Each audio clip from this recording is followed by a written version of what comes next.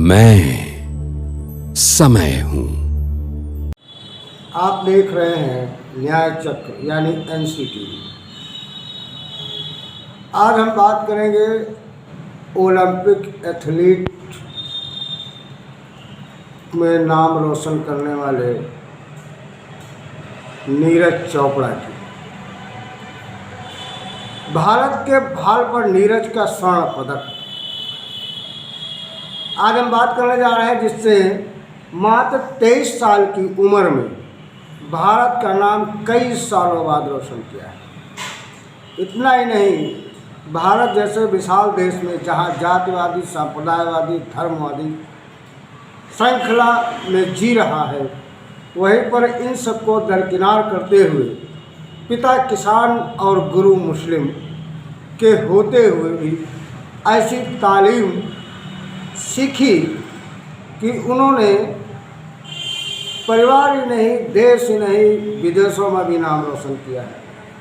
हम बात कर रहे हैं कोई बहुत बड़ी शख्सियत की नहीं, हम बात कर रहे हैं एक छोटे से किसान के बेटे की, जिसने ओलंपिक एथलीट के अंतर्गत भाला फेंक में पहले नंबर पर आकर भारत का नाम रोशन किया है।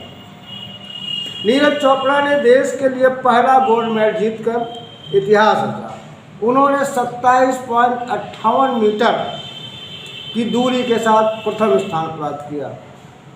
इस ऐतिहासिक जीत पर भारत देश के राष्ट्रपति ही नहीं, प्रधानमंत्री नरेंद्र मोदी ने जहां फोन पर उन्हें बधाई दी, वहीं पर उनके परिवार में लड्डू बांटकर खुशियां जताई गई। नीरज जी नमस्ते। नमस्ते सर। और बहुत बहुत बधाई आपको। Thank you sir, thank you so much. आज ओलंपिक समापन की दिशा में जा रहा है और आपने देश को खुश कर दिया। हाँ, बस मुझे सर वही था कि बस ये मेरा सबसे लास्ट ईयर है कि मैं इंडियन में, तो बस कुछ अच्छा करना है और गोल्ड जीतना हूँ, और तो बहुत खुशी की बात है।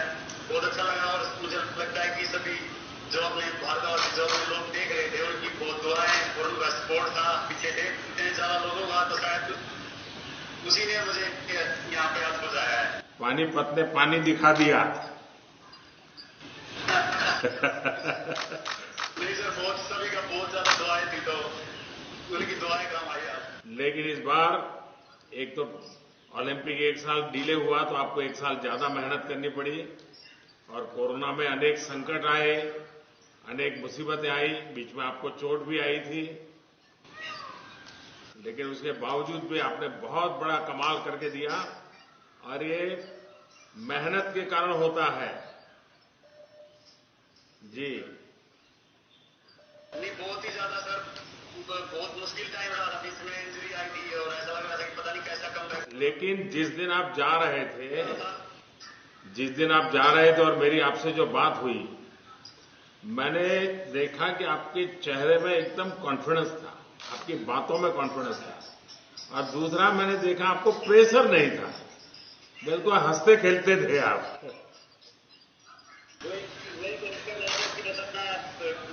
जितनी मेहनत की है बस बिना प्रेशर की कोशिश कर रहा था कि अपना 100% दूं, क्योंकि यही ऐसा दिन था लाइफ का जहाँ पे जो सबसे जरूरी था मेरी स्पोर्ट्स कैरियर का, और मैंने यहाँ पे आज अपना पूरा 100% दिया और अपने देश के लिए नहीं, आपने देश का नाम रोशन किया है और देश की युवा पीढ़ी को इसके कारण खेल के क्षेत्र में आगे आने का मन करेगा। और इस बार टोक्यो में ऐसे ऐसे क्षेत्र में हमारे लोगों ने दम दिखाया है जो नॉर्मली भारत के बच्चे नहीं होते हैं, लेकिन आपने करके दिखाया है। बिल्कुल सर, मुझे लगता है कि आने वाले बच्चे जो भविष्य प्रेरित होंगे और अपना स्पोर्ट्स है और ज्यादा ऊपर जाएगा, और मैं चाहता हूं कि और आप तो फौजी है, आप तो फौजी है, इसलिए और भी बच्चों को तैयार कर पाएंगे, बहुत अच्छी तरह तैयार कर पाएंगे। बिल्कुल बिल्कुल सर, बस आप ऐसे ही साथ देते रहिए खिलाड़ियों का और ऐसे ही मनोबल बढ़ाते रहिए। तो मुझे लगता है कि सर खेल बहुत ही जरूरी है एक देश के लिए और अपने देश को प्राउड फील करवाने के लिए और बस जैसे बिल्कुल। और और ज्यादा। हाँ जी। जब स्पोर्ट होता है तभी तो स्पोर्ट्समैन स्पिरिट आता है। और आपके माताजी पिताजी को भी मेरी तरफ से प्रणाम कहिएगा, क्योंकि ये बहुत गर्व का पल है आपके परिवार के लिए भी और देश के लिए भी।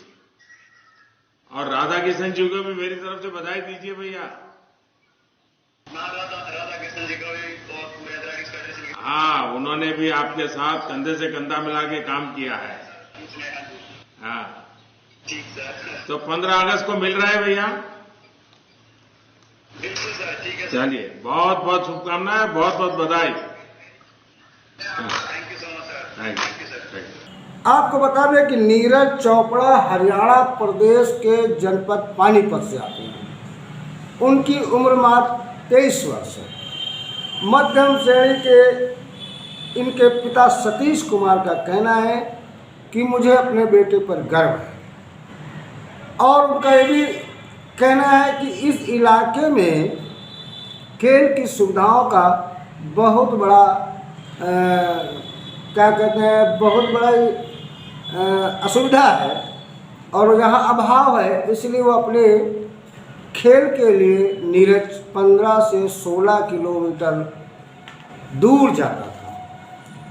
टोक्यो ओलंपिक खेल शनिवार को खेले गए भाला फेंक मुकाबले में नीरज ने पहले ही प्रयास में 87.3 मीटर दूरी नापी और इसके बाद वो लीडर बोर्ड में पहुंचकर 87.58 मीटर भाला फेंका और खुद को एक सशक्त और मजबूत बनाकर पदक प्राप्त कर लिया।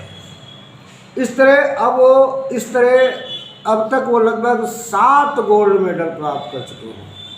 नीरज चोपड़ा के गुरु नसीम जी कहते हैं कि जिसके सामने वो कुर्सी पर नहीं बैठता, यानी अनुशासन और मर्यादा उसके अंदर इतनी कूट कर भरी है कि अपने गुरु जी के सामने वो कुर्सी पर बैठने की हिम्मत नहीं करता और उनके दिशा निर्देशों का पूर्णतया पालन करता रहता है। दूसरी बार ऐसा भी सुनने आ रहा है कि उनके पिता किसान सतीश कुमार, यदि वो किसान आंदोलनों में हिस्सा ले लेते तो शायद नीरज चोपड़ा के हाथ से ये पदक छूट सकता था, लेकिन ऐसा नहीं हुआ। नीरज चोपड़ा के इस जीत पर हरियाणा सरकार ने 6 करोड़ रुपए, पंजाब सरकार ने 2 करोड़ रुपए, बीसीआई ने 1 करोड़ रुपए नगद राशि देने का ऐलान कर दिया है। इसके अलावा उन्हें हरियाणा सरकार ने 1 लाख की नौकरी के साथ पंचकुला में यदि वो प्लाट लेते हैं तो 50% डिस्काउंट, और इसके अलावा पंचकुला में एक जो एथलेटिक्स सेंटर बन रहा है उसको हेड बनाने का भी ऐलान किया गया है। तो इस नीरज चोपड़ा को न्याय चक्र की ओर से हम भूल प्रशंसा करते हुए बधाई देते हैं, इस जांबाज को सलाम करते हैं। तो फिर मिलते हैं एक नए एपिसोड में, एक नए एपिसोड के साथ। तब तक इसे लाइक करें, कमेंट करें, सब्सक्राइब करें। धन्यवाद।